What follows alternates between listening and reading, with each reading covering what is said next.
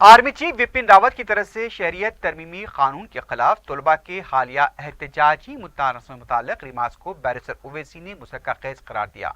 उन्होंने कहा कि आर्मी चीफ का बयान मोदी हुकूमत के बेकार को मजरू करता है। वजीर आजम मोदी ने खुद अपनी वेबसाइट पर लिखा था कि इमरजेंसी के खिलाफ उन्होंने बहैसियत तालिब इल्म एहतजाज में हिस्सा लिया था, तो क्या वजीर आजम गलत थे? आर्मी चीफ का बयान हुकूमत की बेइज्जती है।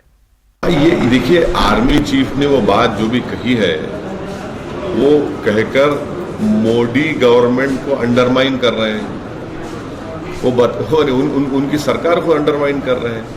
अगर आर्मी चीफ ने जो बात कही है वो सच है तो मैं सरकार से पूछना चाहता हूं कि हमारे वजीर आजम प्रधानमंत्री अपने वेबसाइट पर लिखते हैं कि वो इमरजेंसी के दौर में उन्होंने एज स्टूडेंट हिस्सा लिया था।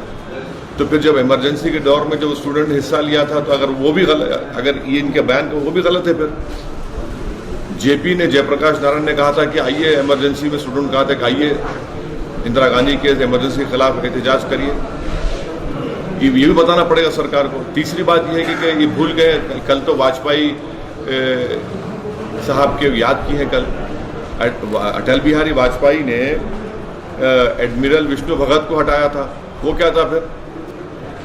ये तो इनका ये स्टेटमेंट चीफ ऑफ आर्मी का, ये तो गवर्नमेंट को अंडरमाइन करता है और गलत है। वो बिल्कुल गलत है। डेमोक्रेसी में आपको ये जो प्रोटेस्ट में क्या करना है आपको?